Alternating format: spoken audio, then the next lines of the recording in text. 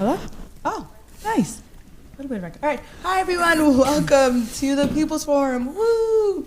We are a space for political education and cultural work. And if you haven't been here before, welcome. And if this is your 10th time here, hope you come back for an 11th. My name is Feisty. I'm the education coordinator here, and I'm really, really honored to welcome you all to today's book talk. Particularly because, as you rightfully say, Josh, this is an untold story. I have never heard of Hanford Reservation before, and I'm particularly really interested, especially in our current context right now, as we are in the middle of a war that continues to be escalated almost to the brink of a nuclear war, and this book really highlights the reality of nuclear technology and the damage that it does. So thank you, Josh, for writing this, and thank you, everyone, for coming out today. I'm going to introduce our wonderful folks here today. So Joshua Frank is an award-winning California-based journalist and co-editor of the political magazine Counterpunch. He is a co-author of several books, including The Big Heat, Earth on the Brink, and Atomic Days, The Untold Story of the Most Toxic Place in America. We also have Cliff Connor, who's a historian of science and member of Science for the People. He's the author of The Tragedy of American Science, From the Cold War to Forever Wars, and A People's History of Science. He taught history of science at the School for Professional Studies at CUNY Senior University of New York Grad Center. Thank you all for coming today to this talk put on with the People's Forum 1804 Books, Haymarket, and Science for the People. Speaking of Science for the People, they just released their new publication on anti-militarism called Killing in the Name of, we have it right here, in which our very own Cliff has a wonderful piece in it, so I highly recommend you all check it out. A big shout out to Science for the People for the amazing work that you all do, and thank you all for joining us. So with that, I'm gonna pass it on over.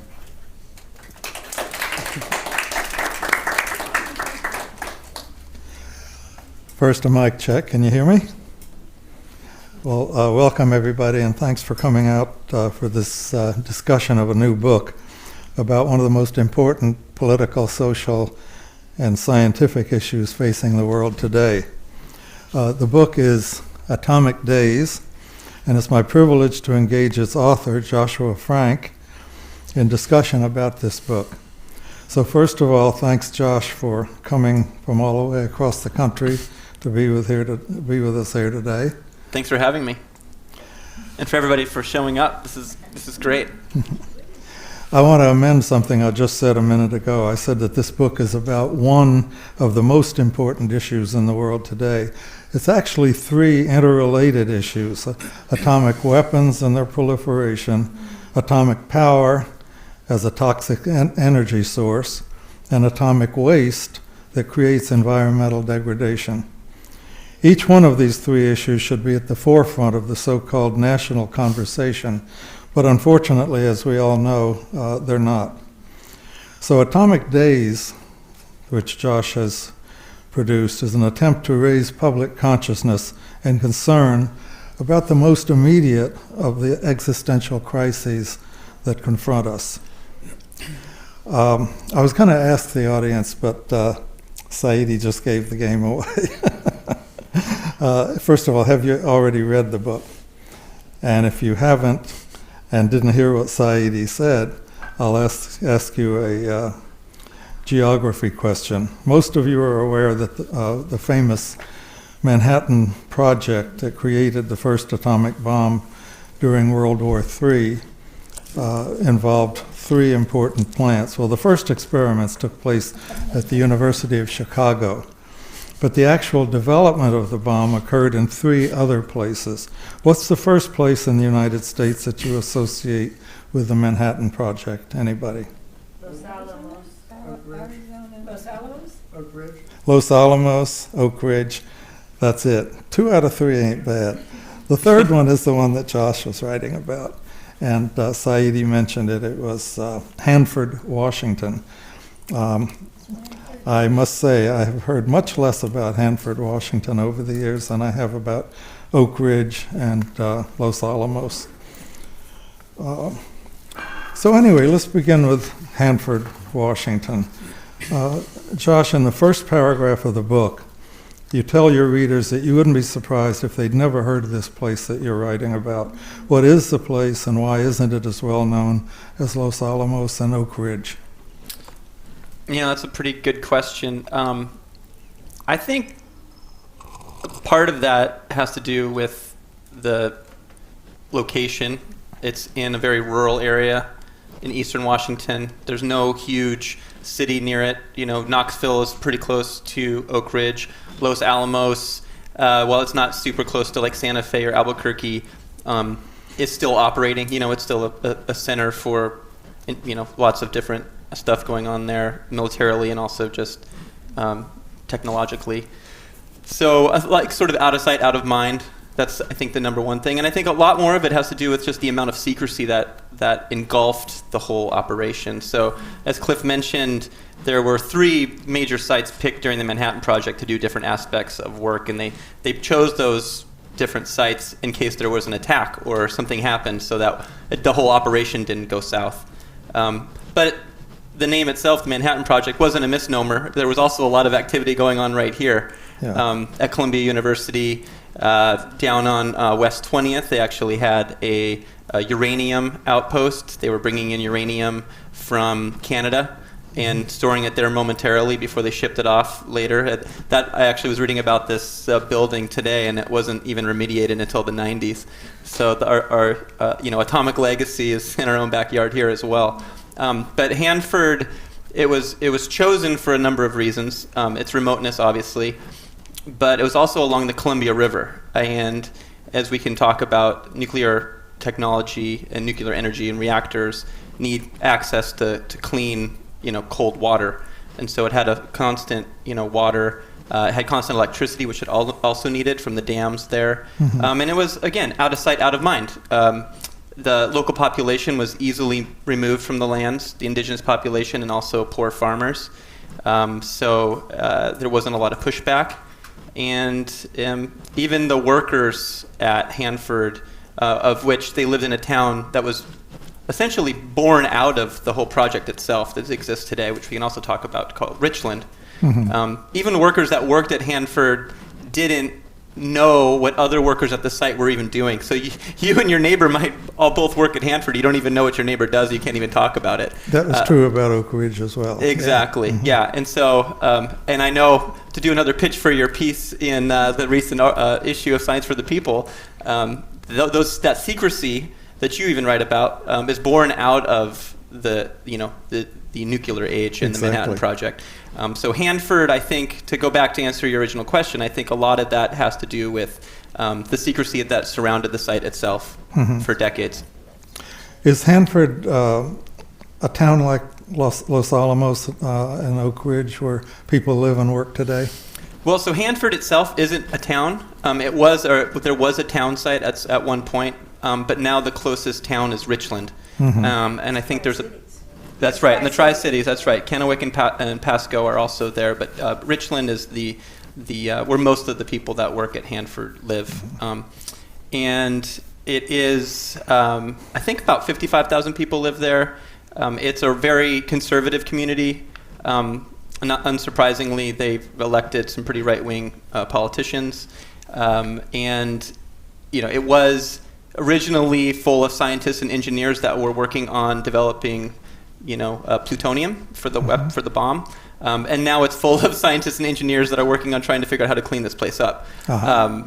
But it is still very conservative, and it doesn't really fit the mold of what we think about as sort of these rural conservative strongholds in the West, because it is also one of the most highly educated cities in the country. Mm-hmm. It has more PhDs per capita than anywhere else in the country. So it's a very interesting place, and it's still there, and they're still celebrating the bomb, unfortunately. I'm familiar with that syndrome because my uncle was at Oak Ridge, and to the day he died, he thought he'd done a wonderful thing, and you couldn't convince him otherwise. You mentioned that Hanford's historic role as part of the Manhattan Project was to produce plutonium. Oak Ridge concentrated on purifying uranium ore. Tons and tons and tons and tons of uranium to get this much fissionable material for a bomb. So anyway, tell us about plutonium. When it comes to making an atomic bomb, what's the relationship between uranium and plutonium? Sure. So without getting too technical, and just to preface, I'm not a scientist. There are scientists in the room today, some of which I know. So feel free to correct me if I say anything incorrect. So uranium is a radioactive element. Most of it in the United States has been mined in New Mexico. There's a bunch of it in Canada. You need uranium to initiate a fission reaction where essentially a neutron impacts uranium. Uranium creates a fission reaction which is radioactive and hot. And one of those byproducts is plutonium. There's other byproducts as well. Cesium is one, and other radioactive elements. But plutonium is the one that then they were able to capture, refine, and use in weapons. And Hanford produced plutonium in 9 different reactors for over 4 decades. They produced so much of this stuff. It was literally like a ceaseless conveyor belt of producing this stuff that ended up being used in most of our weapons, over 20,000 warheads, the fuel of which was produced at Hanford. So it sounds like a lot because it is. It's amazing how much was produced there. But not all of that was able to be captured and used in a weapon. A lot of it ended up being waste. Yeah. And that waste is the problem that they're dealing with today. Yeah. I've gotten this question occasionally. I say, well, atomic bombs, like the ones that destroyed Hiroshima and Nagasaki, are small potatoes compared to the hydrogen bombs. And so now there are no atomic bombs per se, like the ones that destroyed Hiroshima and Nagasaki. When you talk about 20,000 warheads, these are hydrogen bombs. But that's fusion. And so how come they're still producing, or they were for 4 decades producing plutonium? Well, they're fusion bombs, although even in a fusion bomb, you need a fission reaction to initiate a fusion reaction. So they still needed plutonium for that. Yeah. But a lot of those bombs that they were producing over that stretch of time were those old school bombs. The original fusion bomb that was tested in the Bikini Atoll, the islands, weighed something like 40,000 pounds, where the bomb that was dropped on Nagasaki weighed more like 9,000 to 10,000 pounds. So there were other practical reasons why they were trying to, using these smaller bombs that are more maneuverable, easier to make, easier to transport. Sure. Of course, that developed later on and changed, of course, but they needed that plutonium for the entire arsenal, which they still need today. Let's turn to what you were talking about a minute ago, the nuclear waste problem and the cleanup problem. First of all, just at the very basis of this, what are the problematic radioactive byproducts? What are their half-lives? How toxic are they? So there are other elements that are radioactive that were produced at Hanford, the 2 of which, cesium and strontium. The half-lives, I think, are like 29, 30 years. But plutonium's the big one. Plutonium is the one that sticks around a long time. And to put it in perspective, a half-life of plutonium is 24,000 years. So that means that plutonium is radioactive for about 250,000 years. And just put that in perspective, humans have only been roaming outside of Africa for about 60,000 years. So, humans in our current form have really been only on Earth for about 200,000 years. So this stuff sticks around a really, really, really long time, which is why, cleaning it up is so important and keeping it safe, because it is the most highly radioactive material on Earth and one of its longest lasting. Well, that's a good start to the next question. You write that Hanford is both, quote, the most toxic place in the Western Hemisphere, and also, quote, the most expensive cleanup in world history. Let's take those separately, and begin with the most toxic place in the Western Hemisphere. Well, that's actually not my words. That's what I wrote. But the EPA actually has designated or called it the most contaminated place in the United States. And that's largely due to the amount of waste that's out there. There are 55 million gallons of high-level radioactive waste that are sitting in 177 underground tanks. So when they were producing all of this plutonium, it has all of this waste, right? And they needed to put it somewhere. So they were putting it into these makeshift tanks. Most of those tanks are single-shelled tanks. I think 149 of those tanks are single-shelled tanks. Even engineers and scientists at the time said these tanks are only supposed to last a couple of decades. We're going on now 80 years. This stuff is still sitting in there. Wow. And there's been a lot of problems along the way with that. But aside from the radioactive waste, there were literally billions and billions of gallons of chemical waste that is a byproduct of refining plutonium to make it weapons grade. So they were pouring all of this chemical waste sometimes just directly into the soil. They weren't even capturing it and storing it. It was literally poured into the soil. And to give some perspective, I mean, the Hanford area where they're producing all of this stuff sits only about 5 or 6 miles from the river, from the Columbia River. Mm-hmm. So there's groundwater supplies that feed that river. There's lots of ways that material and that toxic stuff can make its way to the river. So why it's designated that today, I think it's largely because it has more high-level radioactive waste anywhere else in the world that we know of. And then also all of that other chemical waste that was being dumped into the soil. Right. Is this all just a threat to the people who live within a certain radius of the site, or does the danger extend further?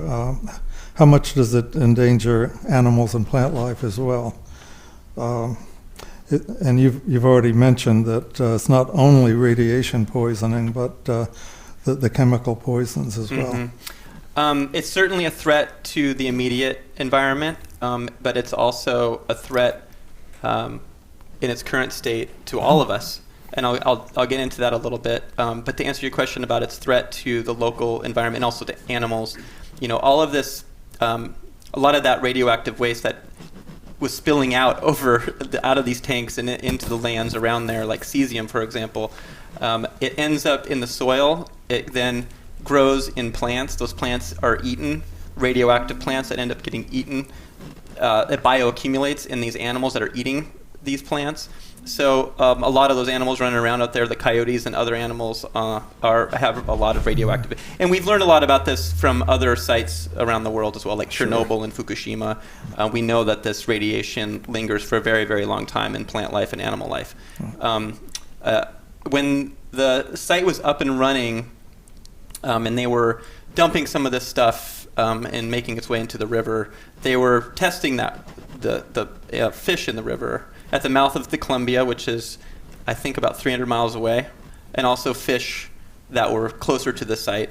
And they were finding high levels of radioactive materials in those fish, especially the bottom-feeding fish, not only close to the site, but at the mouth of the Columbia River as well. Yeah. So it was making its way all around the river. But to get into the other point, so one of the whistleblowers, I interview a couple whistleblowers that are in the book. One of which was a longtime scientist for the Department of Energy. Currently, the Department of Energy oversees the cleanup project. And he told me some pretty frightening things, one of which was what he's worried about happening out there. So these tanks, some of which are still hot, and they're still producing a lot of gases. Those gases build up, and sort of like a tea kettle on your stove when you're heating it up and you have to let the steam off or turn it down so it doesn't overflow. The same kind of goes on in these tanks.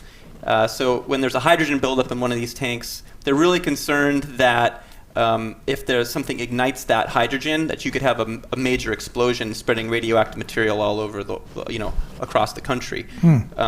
And you can think about even a couple of years ago when they had all those forest fires in the Pacific Northwest, and we had smoke make its way all over the East Coast, or when Mount St. Helens blew, and there was ash that was all the way to Maine. There's no reason to believe that this radioactive material, especially if it wasn't a sort of cascading event where there's major explosions, that radioactive material would be spread far and wide. Of course, it would be worse around that area in places like Boise, Idaho, would probably not be livable. So it's pretty scary stuff. And it's not stuff of science fiction. So Donald Alexander was part of a delegation that went out to Russia in the 90s to do some studies. And what they were looking at was they were sharing scientific information with the Russians about an event that happened out there in the 50s at a site called Mayak. which was a sister facility to Hanford. It was also producing plutonium for their arsenal of atomic weapons. And much like Hanford, it was run secretively. The locals didn't really even know about it. And one of their storage waste tanks exploded. I think there was a sodium buildup, and it started a fire, and it exploded. And it was a horrible, horrible accident. It was the second largest radioactive release in an accident in world history after Chernobyl. But most people don't know about it because it was a secret. Even the U.S. government didn't really know about it until years later. So Donald Alexander came back from that mission really, really worried that something similar could happen at Hanford. But this isn't stuff we talk about. We don't even know about this stuff because I don't think the government wants us to, number one. And also, I think it would, I think it would make us have a reckoning with the past with Hanford. Because really, I look at Hanford as sort of this portal to looking at everything that's wrong with U.S. militarism, with imperialism, with atomic weapons. It really encapsulates almost every aspect of our this American project that's gone wrong. Yeah, that's why I wanted to emphasize this book isn't just about a small town called Hanford. It's a major social and political issue that has to be dealt with. Let's move on to the cleanup. You say, and I quote you again, maybe somebody else said it Maybe first. I'm quoting somebody else. The most expensive cleanup in world history. Maybe you can give us an idea of the dimensions of that. Sure. So Hanford was operating and producing plutonium up until the end of the Cold War. So about 1989, it became almost overnight a cleanup project. Instead of producing plutonium, they had to go back in there, they had to clean it up. Over that course of time, everything's gone wrong. I think if you went back and read some of the press releases by the Department of Energy, and early on, they had to contract this stuff out. So the Department of Energy really just oversees the cleanup. They don't actually do the cleanup. And right now, the big contract out there is Bechtel, which we can get into a little bit. But those early press releases were pretty rosy. They were like, well, we're going to just take this stuff out of these tanks and we're going to turn it into glass and store it permanently, and we'll be done in about 5 years. Well, we're going on 40 years, and very little has been done out there. They have not vitrified any of this waste. Vitrification is the process of turning this stuff into glass. It's proven to be very, very difficult. Let me interrupt you. Yeah. Is the glass radioactive? Yes. Yes, it is. But it's in a safer form. It's more stable. So the risks are much less. No, you can't, make anything not radioactive if it's radioactive. They have done some things. They have made improvements in some things. They have been able to remediate some of the soil that was very highly contaminated. But the majority of the waste sits right where it has always sat. They were able to pull out of some of these tanks that were the most risky tanks, as they put it, strontium and cesium, and they put it in these big tubes. And currently, those tubes are sitting in this almost like Olympic-sized pool of water to keep them cool. And that water, because of the radioactivity, that water is like literally glowing blue. It's very frightening. Does it boil? It's hot, so they have to circulate that water so it doesn't overheat. They have to keep those things cool so there's not a meltdown. But there's a lot of concerns with that as well. Sure. Even though they've pulled this stuff out of the tanks, now they're sitting in this big warehouse pool. If there's an earthquake out there, and of course it's on a fault line, and there could be an earthquake at any time, or it's attacked or it loses electricity, a number of things could happen, and something could go wrong in that facility, and you'd have a meltdown. What could go wrong? Yeah, exactly. Nothing could ever go wrong. So a lot of these things are Band-Aids for a problem that they don't really have a fix for. So over that course of time being a cleanup, there's been extensions of deadlines. There's been budget extensions as well, and the cost budgets fluctuate so greatly, never in the down direction, of course. Just about 4 years ago, they were estimating that the entire project would run in like $450 billion, and now they're saying closer to $677 billion. I would guess by the end of this decade, it'll be well over $1 trillion. Yep. And very little progress has been made, like I said. And last fall, they had a a test facility they spent a bunch of money on. I don't even remember exactly the amount, but hundreds of, probably close to $100 million doing the research and construction of this test facility to vitrify waste. Had almost like a ribbon cutting. Everybody was excited about it. Press release, shows up, and in 1 week it overheated.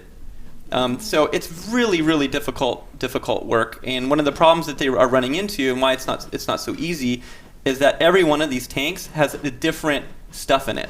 Mm-hmm. So it's not just all the same. And it's so vitrifying that waste, if there's other chemicals in there, it's just not an easy process. Sure. So from a scientific and engineering standpoint, it's not easy. But then it's also caught in this for-profit contracting enterprise.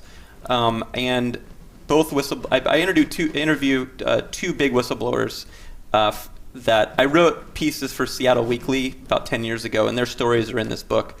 One of those whistleblowers was Donald Alexander, but another one was Walter Tamasitis. And Walter Tamasitis worked for a subcontractor of Bechtel. And he really just laid out exactly how this process works and why we, the taxpayers, are getting ripped off by these contractors that are literally getting paid to not get the job done. Yeah. And so that's the real big problem plaguing this work out there. It's not a lack of know-how. It's not a lack of ingenuity. It's really a lack of being able to get it done because it's caught in this for-profit system. Yeah. I want to get back to that a bit later. First, I'm going to go back, though, to what you might call the locals, the population of Richland, Washington, town of about 65,000 people. Generally speaking, you said that the town fathers are boosters of the whole thing. How do the general people there feel about it? Well, so there's one big high school in Richland, just to give you kind of an idea of like what you'd be walking into if you were to like walk down Main Street. You might see somebody in a Letterman's jacket, and on the back of it would be an R with a big mushroom cloud exploding out of it. Their mascot, they're called the Bombers. So this atomic legacy is really deeply embedded in the culture of the place. Mm-hmm. And I think a lot of it has to do, would you see your uncle? Yeah. Very similar. It's this legacy of looking at the end of World War II as the Great War, first of all, right? And that bomb was necessary in ending it, which of course it wasn't. But that sort of patriotic pride is still really embedded in that culture. And it's, I think there are, especially the younger generation is starting to challenge that a little bit. There's a little push at that high school to change the mascot mm-hmm. and to recognize, perhaps like the other side of that bomb and what that did to the Japanese, and into their, into the environment in their own backyard as well. Exactly. And so they're starting to become more concerned about that. But generally speaking, no. I mean, it still very much feels like a military town. Mm-hmm. You mentioned the DOA a little while ago. There are a number of federal government agencies that are supposed to be responsible for solving this massive problem of how to clean up the toxic mess. The AEC, mm-hmm. Atomic Energy Commission, Department of Energy, and the Environmental Protection Agency, for three. Can you say something about their respective roles and how well they have performed their jobs or not performed their jobs? Sure. Well, so the EPA will go in there, and obviously this is a really horrible site, and they acknowledge that, and then they kind of pass the buck and to the Department of Energy that they have to deal with cleaning it up. They'll issue reports and that sort of thing. But the one agency you didn't mention that I think maybe plays a bigger role, at least in the transparency aspect, is the Government Accountability Office. They issue a bunch of reports that really outside the Washington Department of Ecology, which also plays a role locally. They have some input at the state level.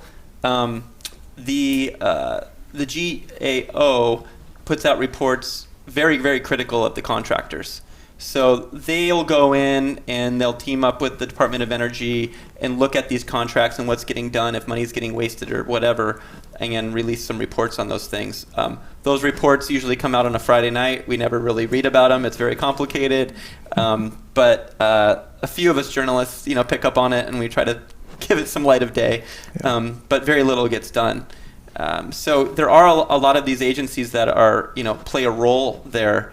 But ultimately, as I write about in the book, they're understaffed, and it's a really big problem. So Dr. Alexander, who I write about, and who I just was talking about, one of the other things that he told me that also increases his concerns is that the Department of Energy is so understaffed out there that the contractors run the show.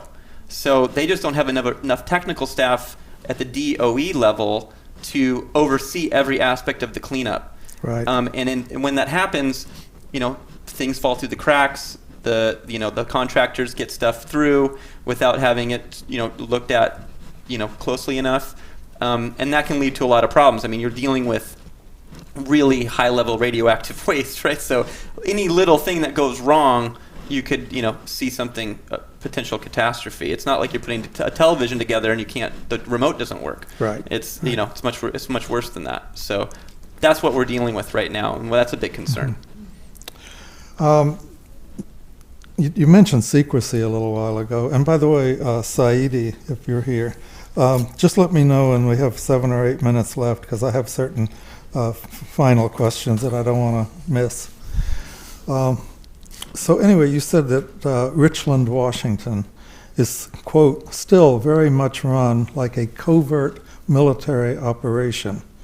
Would you care to expand on that? You're putting me on the spot. I think that it's run like a covert military operation largely because the public isn't privy to the intricacies of the contracts for the cleanup. So while we're paying it for this, billions and billions of dollars, we're not really let in about what they're doing. We hear about the numbers, we see these cost projection changes, but we're not let in. And part of that is the historic secrecy of the place itself. Part of that is there's not a lot of scrutiny from the press because it is sort of out of sight, out of mind. There's just a couple local papers, one up in Spokane, one in the Tri-Cities area, which is Kennewick, Pasco, and Richland, that cover this. Some in Seattle, sometimes in Portland. But as we know, with most media has been gutted. There's not a lot of journalists out there anyway that can make a living these days. So that's part of the problem as well. But of course, letting that scrutiny in would invite a lot of questions, right? Sure. And so I think that's the other big problem. So I think that's why I make that comparison to a military operation. It's very almost covert, Right. like a covert cleanup. For you personally, when you were trying to write this book and do the research for it, were you hampered by the official secrecy surrounding everything having to do with nuclear weapons and atomic power? Was a lot of the information you needed closed off by being classified and stamped top secret? Did you have a security clearance? Did you ask for one, etc.? They wouldn't have given me one. I was fortunate to have access to the Hanford archives, which is housed in the library at Portland State University. And a lot of those documents have really probably never been looked at. A lot of them came out of lawsuits that were filed in the 80s and 90s by different groups. Some of that was written about at that time, but since then it's been stored away in these archives. So a lot of the first part of the book was really going in and to talk about the current state of Hanford. I think it's important to understand what was going on and why it's as bad a shape as it is. Mm-hmm. So while I didn't have to have clearance for that sort of thing, a lot of the documents were declassified documents that hadn't been written about before very much because it was 20 years ago and they've been filed away in these cabinets. And librarians are heroes, as everybody knows, right? Yeah. The Portland State was very helpful. The librarians there were very helpful in locating a lot of documents for me in my research. I was going to say, though, that you might have gotten security clearance if you ask, because the deal is you have to agree to be censored. Right. And they like to do that. If they ran a like to background sign check, up. I probably wouldn't have passed it. So, do you have any estimate as to how much has been declassified and how much is still secret? That's a good question. I would say that there's a lot that we don't know. There are things that we do know that had happened at the site. We know about intentional releases of radioactive materials, which we can talk about. We know about several accidents that happened. But even currently, if we jump ahead to today, we know certain things. We know that there's 2 tanks right now that are leaking radioactive waste. I mean, to me, this should be on the front page of the New York Times. Sure. That we have 2 tanks at a facility that once produced, weapons-grade plutonium, that they don't have an answer for these leaks. When the BP oil spill happened, remember we had that live 24-hour camera, and everybody saw this gushing oil and was concerned and outraged and worried, and rightfully so. I feel like that kind of attention should be placed on Hanford and these 2 tanks that are currently leaking. But there's really no scrutiny of this. Their answer to that problem right now is to put tarps over top of these tanks. And the rationale is that if to stop the rain from getting into them, because if it stops the rain it will not push down that radioactive material further into the groundwater supplies. I mean, This is like crazy stuff. Well, that's the equivalent of duck and cover. Exactly. Yeah, right. It is equivalent to duck and cover, and it's but that's part of that lack of scrutiny. Yeah. It's amazing to me. Now, if this was happening 10 miles out of New York City, there might be a bigger concern. Yeah. It might be Indian Point. Yeah, if there was 2 tanks leaking at Indian Point, you better believe that people would be worried about what was going on into the Hudson or wherever. But it's sort of, again, out of place, out of state, out of mind, even though it's a huge, huge problem. And those are just 2 of the leaks. We've had, they have declassified enough information. We know that there's been about 47 official leaks over that course of the life of these tanks. There's probably been a lot more that we don't know about. So it's hard to put a number, an estimate, but I would say we probably only really know about 50% of what's really happened out there. Yeah. Actually, you started talking about deliberate releases of radiation, and I heard the audience murmur when you said that. I think most people assume that releases of dangerous radiation at Hanford were accidental, but these examples of radiation that were part of planned experiments, scientific experiments, that used the general public as guinea pigs. And of course, these people were all involuntary experimental subjects. They certainly weren't informed, and they couldn't have given consent to being experimental subjects. One major example you write about was called the Green Run. What was the Green Run, and what were the consequences? Well, the Green Run was an intentional release of iodine-131 into the atmosphere. And they called it the Green Run because typically they would let this, it's a very, very radioactive element, right? Typically they would let it cool. I can't remember how long, a few weeks or something before they would release it. But in this case, for this experiment, they didn't let it cool. So they released it when it was at its most radioactive, the height of its radioactivity. And the release, there's a lot of, half of the documents that we have of this release are redacted, so we don't know some of it. So there's some theories about why they were doing this. One of those theories was to test to see how radioactive elements spread once it's released, in case maybe as for a weapon. Or maybe if there was some kind of attack on us. So we're not really sure about that. But what we do know is that this release was far and wide, and they were testing the buildup of radioactive materials in plants and in animals And they say that they were just seeing how their equipment worked, right? But the long-term effect of this release, and it wasn't the only intentional release. There was a release similar to that 5 years prior that a lot of people don't know about as well. But these releases of radioactive materials, I think we don't really know their impact because, like a lot of radioactive materials, when you think about Chernobyl, and a lot of people, especially the pro-nuke boosters will say, oh, there wasn't really that many deaths, right?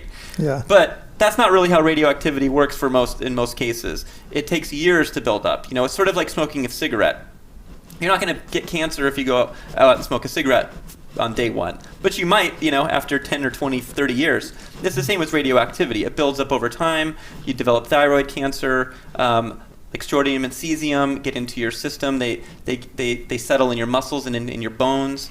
And so it can develop bone cancers and other things can happen to you, but it happens over time. So, a lot of, and I write about this, some farmers, some indigenous activists and others have long called on the government to do these kinds of studies to see the impacts of the releases at Hanford, because in their communities they've seen high rates of arthritis, rheumatoid arthritis that's developed in very young people. They've seen high rates of thyroid cancers and other things as well. But of course, the government doesn't want to fund this stuff because, again, it would invite scrutiny. Mm-hmm. They don't want that. Let's turn to back to the economic side of all this. You write about how immensely profitable the Hanford cleanup has been for private corporations and private investors. First of all, I heard you mention Bechtel, but who are some of the other main profiteers among the contractors who've been paid to clean up this toxic mess? Wasn't Hanford and the rest of the Manhattan Project created as a huge governmental project that was entirely independent of private capital? You know the answer is no. I do know the answer to that. Even the first full-scale plutonium plant at Hanford was called the B reactor, which I visited. It was built by DuPont. Along the way, every step of the way, it's always been private contractors. Mm-hmm. When it was developing weapons and now cleaning this up. I had another uncle that worked for DuPont. You're deeply embedded. I am.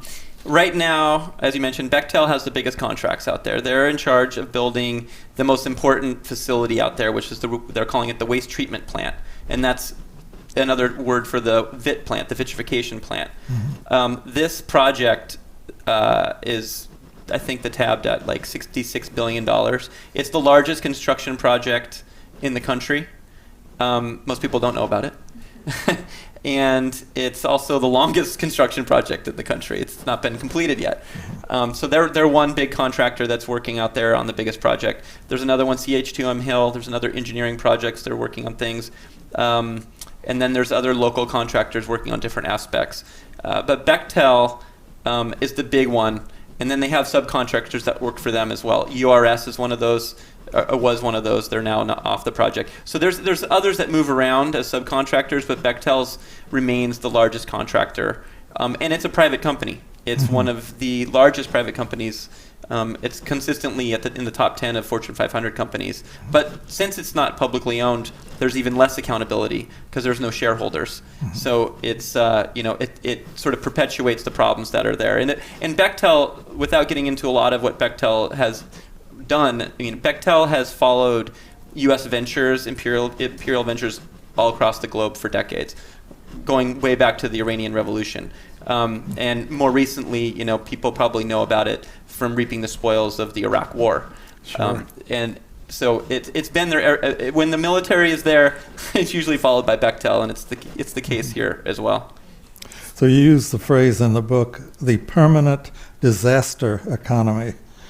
And maybe you can comment on the permanent aspect of it. What is the systemic thing that keeps it turning and permanent? I think the permanence has to do with the fact that they're not getting anything done, right? So their contracts just keep getting extended. Mm-hmm. It's almost like their contracts are going to last as long as this stuff's radioactive, which is a really long time. And I think there's incentives not to get the job done right. Do they use cost-plus contracts? They do. and They use things? cost-plus contract. So what that is basically is you have a fixed contract is this costs $25,000. That's what you pay. A cost-plus contract will be, well, we think it's going to cost $25,000, but we might run into something and then we'll tell you. Right? And more profit is built into it. Exactly. So next thing you know, it's $50 million, not $25,000. Yeah. And that's what they've done. And that's why they continue to go back to the Department of Energy and say, well, that plant that we had up and running and testing for vitrification didn't work. We need another, $100 million to fix it. And sure enough, they write them a check and they're off and running and doing the same thing again. And so that's that permanence part of it, right? That they're continuing to get paid not to get the job done. Yeah. There's another permanent aspect you mentioned, which is similar but not identical, and you might want to say something about that. That's the permanent war economy. I think we all know intuitively what you mean by that, but let's discuss it a little bit. For example, do you see it as simply a matter of elected officials, congressmen and so forth, lacking the political will to challenge the military-industrial complex, or is there something more systemic to it than that? It's absolutely systemic. Bechtel, for example, is the epitome of a corporation that has a stranglehold on Congress. They spend all kinds of money to control Congress people locally around Hanford. Representative Newhouse is a local House representative there, bought and paid for by Bechtel. Pat Murray is the senator in Washington, and while she is a Democrat and fairly liberal, and she's consistently calling for more funding without inviting scrutiny.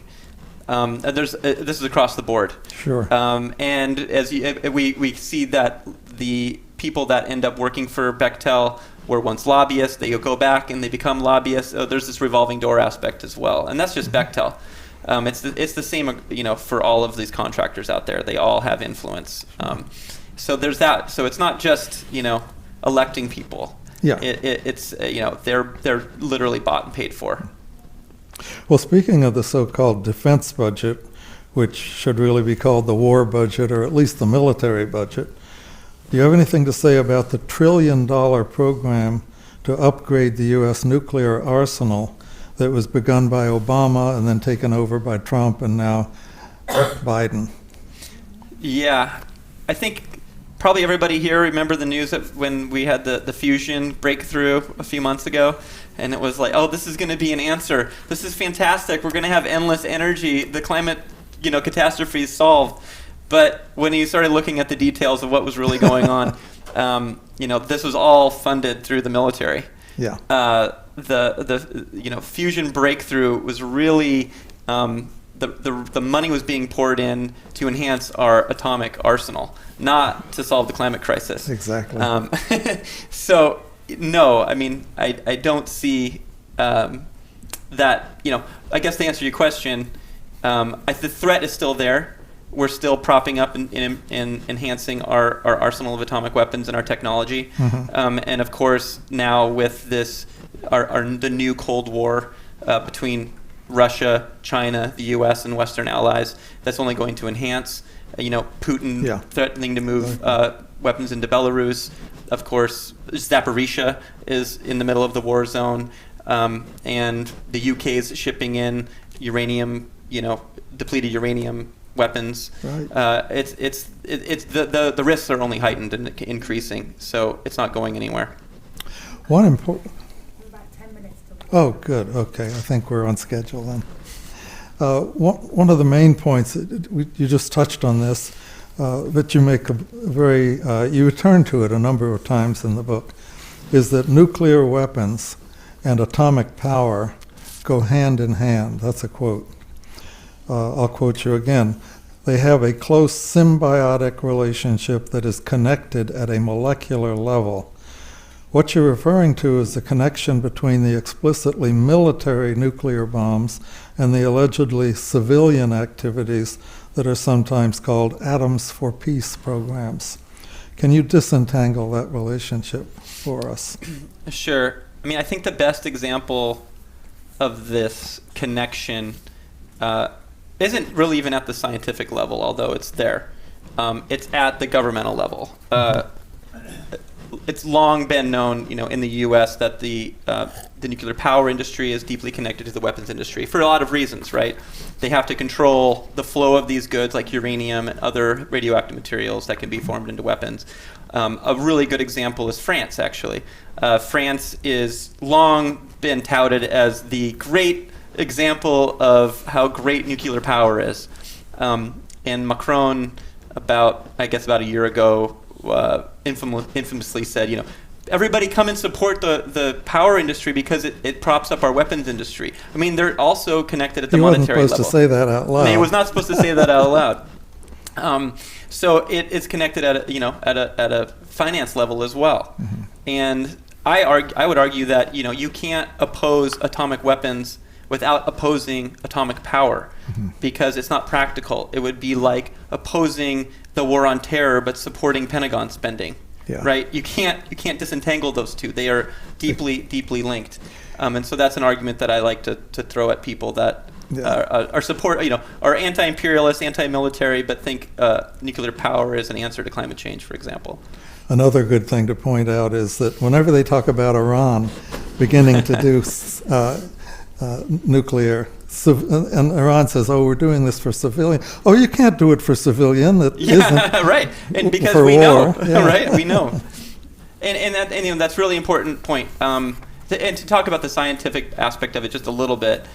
So that byproduct, right, of a fission reaction, plutonium being one of those byproducts, that happens in a reactor if that's going to be used for energy, and it happens in a reactor if the purpose of the reactor is to produce weapons-grade plutonium. Mm-hmm. And while it's not refined the same way in a civilian reactor, it still can potentially be used in a dirty bomb or a weapon at some point. And so that's one of the big concerns that a lot of us critics have, that you have this element that's going to stick around for 250,000 years. What possibly could go wrong in that amount of time, right? And I'm not even talking about an accident. Obviously, a million things can go wrong, and it could be an accident, earthquake, or whatever. But what if this stuff gets in the wrong hands? I mean, we don't even know the landscape geopolitically of the world in 10 years, let alone 100 years or 1,000 years or 50,000 years. And so if this stuff is just as virulent in 50,000 years, what kind of legacy are we leaving? It might get into Tucker Carlson's hands. They might get into Tucker. Well, there might be some benefit to that. I don't know. But yeah. So anyway, I think that's another connection to the civilian technology as well that I'm concerned about. One of the questions that I wanted to be sure we get in here is, could you say something about the role of, I know you say a lot about it in your book, about Indigenous people in the struggle to clean up the toxic mess at Hanford? Yeah, I think a lot of people that are involved out there, there are a few groups that are working on the issue out there. Columbia Riverkeeper, another one up in Seattle called Hanford Challenge.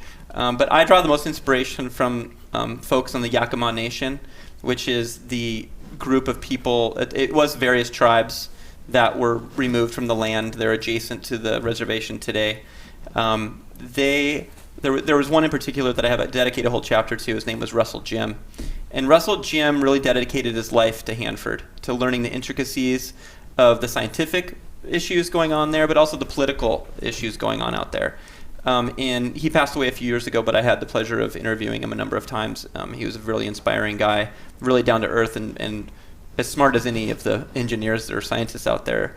And he almost single-handedly put a stop to Hanford being used as a future depository for atomic waste. In the 90s, there was this big push to put more high-level waste out at Hanford. And he went to Congress and talked about the impact on the lands and to his people, and why it was enough, that no more was allowed. And from those testimonies at Congress, and from some of those lawsuits, that's when he first learned about the Green Run.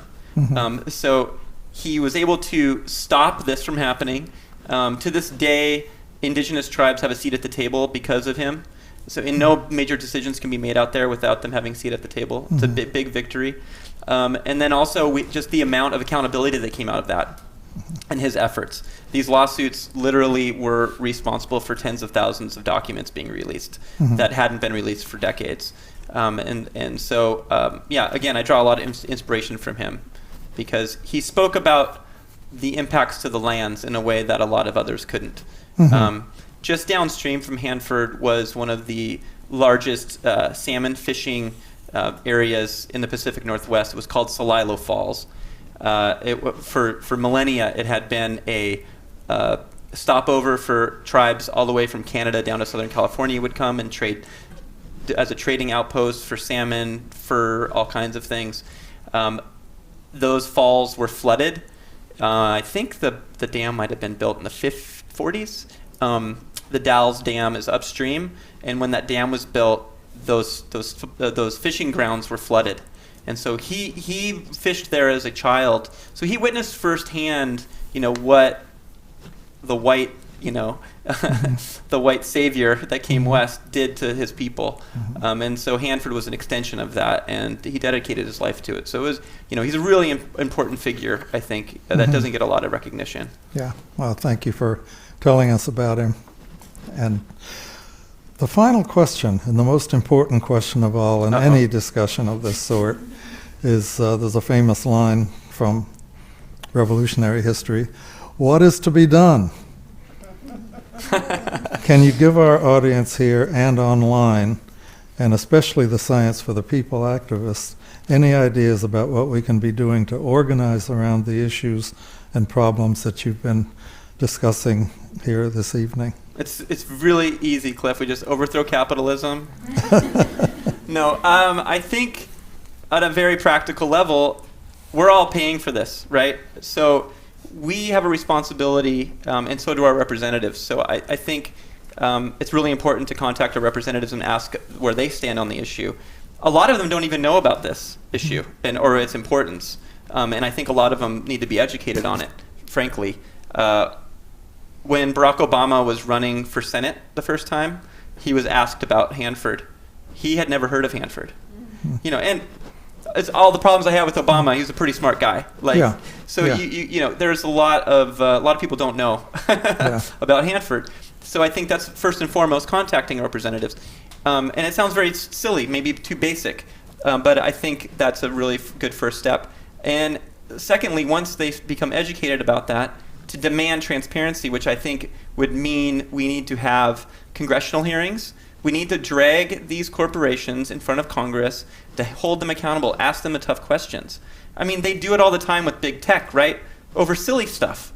They'll pull Zuckerberg in front of Congress. They'll pull anybody, and it's televised, and it's a big deal. But not Hanford, not Bechtel. And why is that, right?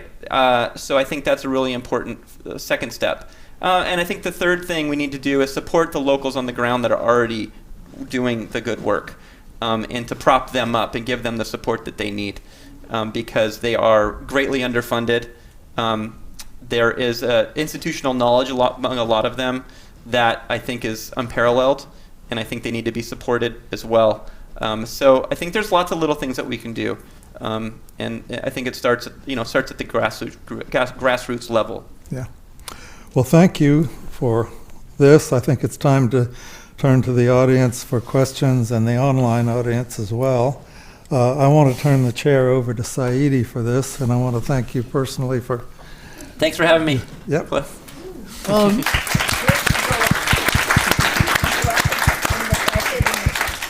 You grew up in Tri-City? No, I grew up in Montana.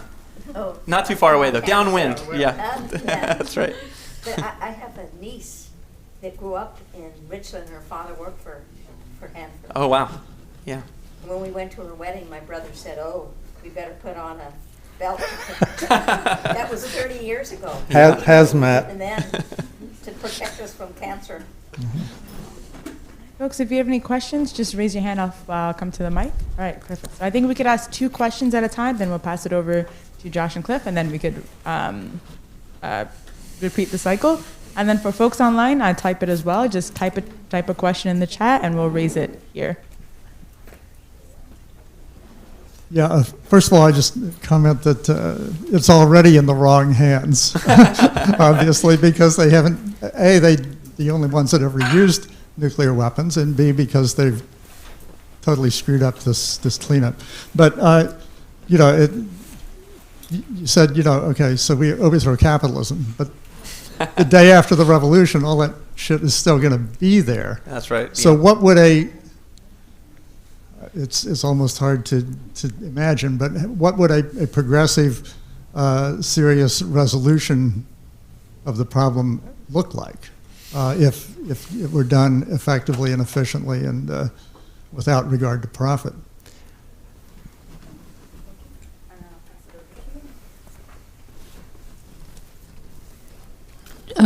Can you give any examples of any pushback you might have gotten if you stepped on the wrong toes? And as a journalist many years ago, I did that. It's not fun.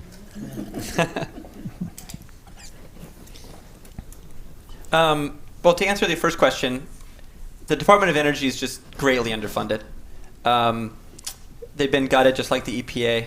I think that in a perfect scenario, the Department of Energy would really be in control out there, meaning that the contractors would play little to no role, that we would have the government actually in charge of the cleanup on in reality, right? That we wouldn't be spending billions of dollars to pay to a private corporation to clean this up, which would mean really putting as much energy and resources as they did into creating the bomb, into cleaning this up. I think it's equally, if not more important. And so I think that's first and foremost what I think needs to happen. Of course, I'm a socialist, right? So I think that's we need to take the profit out of the corporation, and the government needs to be put in control of this, which would then, it would hopefully be more transparent, and be more accountability. But you might have some input as well. I'll leave it to you. All right.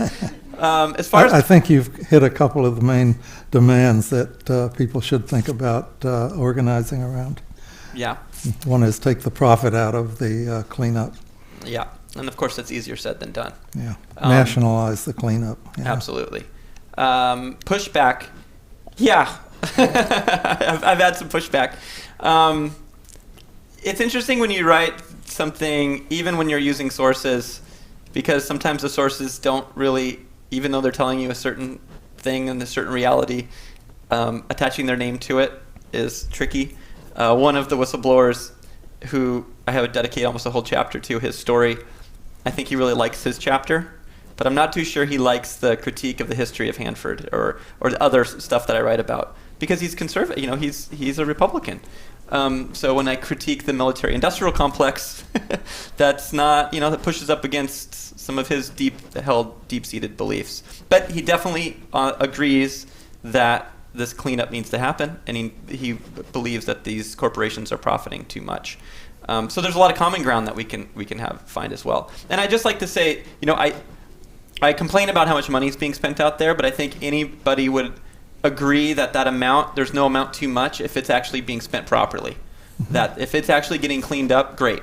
But if it's only going to into the pockets of the private corporations and not much is getting done, that's a different story.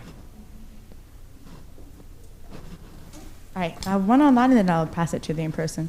So our very own Calvin says, "Hi Josh, great talk. Question, how do you combat the rhetoric that Bechtel brings jobs when you organize at an electoral level?" And then I'm going to bring it over here.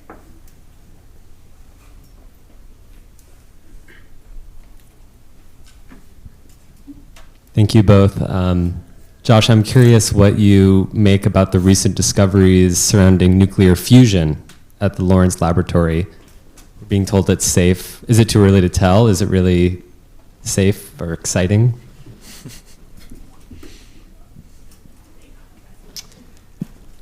So the first question was about, I should have wrote it down.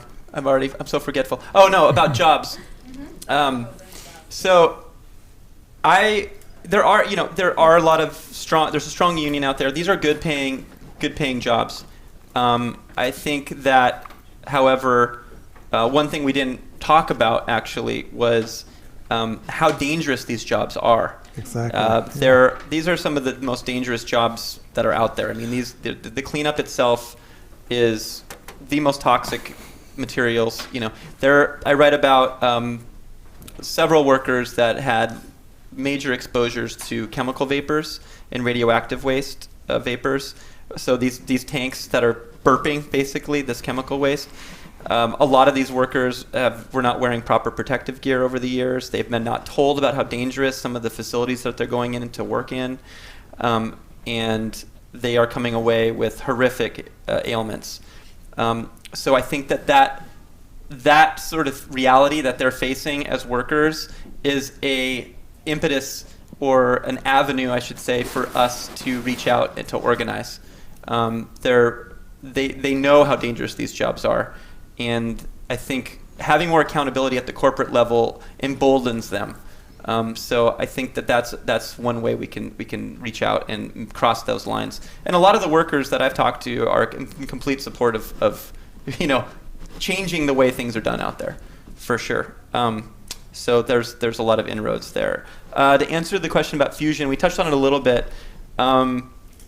The funding for fusion is coming from the military. The whole point of this whole fusion project is to enhance our atomic arsenal in testing.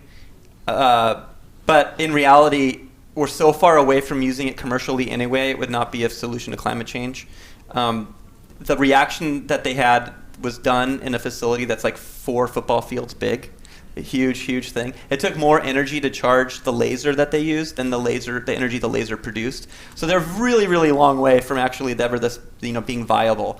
From a climate change perspective, the billions of dollars being spent on something like that, I think should be going into technologies we already have, right? Which is wind, solar, other things need to be happening. So in a way, it's kind of a smokescreen, I think. And again, it's not going to happen fast enough. We don't have enough time to roll this stuff out commercially, whether it's fusion or regular commercial reactors that we have operating today. They take too long to build, they're too expensive, and we just don't have the time. Even if we're supposed to believe they're safe, effective, and all of the things that the pro-nuke boosters tell us. So I have one back here. Any others? Any other questions? All right, I'll pass it here, and I have one online. Often in construction, when the contractor is hired by the client, they have to give a deadline. Otherwise, there's liquidated damages. They have to pay back to the client. Are there any due dates for construction completion? Is there any discussion of that with the DOE? Yeah, sometimes they have to pay fines.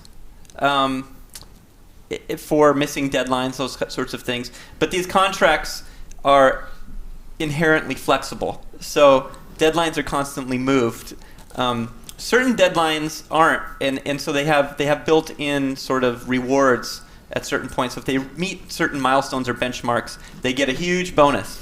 And I write about it in the book a lot because Walter Tamasitis, one of the whistleblowers, was his biggest concern. He's like, look, we're trying to rush this stuff due to meet these goals so that the corporation doesn't have to pay this fine, or so they instead get this bonus, right? So it's not like a normal construction project. Bechtel literally came up with the idea for cost plus contracts. They were made to benefit them. And of course, they're used across all of these Department of Energy contracts and also the military contracts, for all kinds of weapons productions and everything. Yeah, it's wild stuff. and of course, the lobbyists write the bills that get passed. All right, I have 2 online. Susie asks, what kind/degree of anti-nuclear activism or organizing do you think is needed now? What do you think of the very few radical actions like those recently taken by the Plowshare 7? And then Rick says, what role do capitalism and imperialism play in the U.S. nuclear arms buildup? What was the first question? Was about? I'm kind of What kind of degree, what kind of organizing do you think we need? Oh, what kind of organizing do we need? I think there'll probably even be some people that are tuning in, or maybe some of you in the audience, that have a belief or a hope that nuclear energy is an answer to climate change. There is a divide on the left about this issue. It's been resurrected as sort of this new, old answer to a real problem, which is the climate catastrophe. And so I think from an organizing perspective around or against this technology, we need to understand a lot about it. I mean, it's not even the complicated scientific stuff. I think it's the more basic stuff. I think it's important to understand that uranium mining, which is uranium's needed for this for a fission reaction, is mined primarily on indigenous lands in the United States. That's in New Mexico. So I think it's really important to listen to those people on the ground that have been exposed to this stuff over decades. How much pollution comes from uranium mining. I think that's really important. I think it's really important to debunk the idea that nuclear technology or nuclear energy is carbon neutral. It's not. And while it doesn't produce carbon emissions, there are carbon emissions along the whole life cycle of this process. So mining is a big one. Uranium, the more denser that uranium is in that ore, it takes more fossil fuels to extract that uranium. It takes a bunch of fossil fuels to truck this stuff all over the planet. It creates it takes a lot of fossil fuels to build these massive plants. And also one thing that was not really talked about is it takes a lot of carbon emissions to store this stuff. I mean, the latest idea is for some of the safe storage is to bore holes, 3,000 feet down to put this waste in it. How much carbon does it take to drill that big ass hole, right? So I think it's really important to debunk that this is not carbon neutral. And this isn't to say that there aren't problems with solar panels and those sorts of things, but none of them are as long lasting and as dangerous. So I think that's really important. And then I think the waste issue. I think the waste issue is one to rally around. This stuff doesn't go anywhere for a really, really long time. And if we're worried about what we're doing to the climate with carbon emissions, we should certainly be worried about what we're doing to the planet with radioactive waste. So I think those to me are things to rally around. And then the second question, could you? I'm sorry, I should write these down. All right. So, what role do capitalism and imperialism play in the U.S. nuclear arms buildup? Well, I think, as you could talk about more than me, because you're a historian of science. Repeat it? Oh, sure. What role capitalism and imperialism plays in the buildup of atomic arsenal? Mm-hmm. I think when I look at Hanford, I really think about that. It's the legacy of the Cold War, right? That the legacy of the Cold War is still bubbling in these tanks at Hanford. And to understand where that came from, we need to understand that arsenal was built up during the Cold War, right? That it was built up to prop up U.S. power globally. And as we see happening today, that threat, real or imagined, exists. And other countries talk about building up their own arsenals. And we see Russia tearing up treaties, Trump backing out of treaties, Biden backing out. I mean, we're at the precipice of a new Cold War. And the threat of buildup of atomic weapons is very, very real. And I think to understand that threat, Hanford is a really good example of how things can go wrong. So they're deeply, deeply connected. Any other questions? Thoughts, comments? Thanks, everybody, for coming out. And Science for the People and the People's Forum. It's really great that we can even have this conversation. It's really, really cool. And taking your Friday evening to hang out. Pretty cool. And a huge thank you to Josh and Cliff for this amazing, amazing discussion. I learned so much.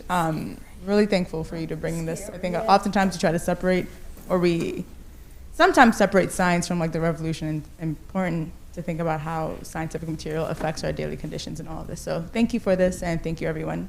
And with that, yeah. Thanks, Cliff.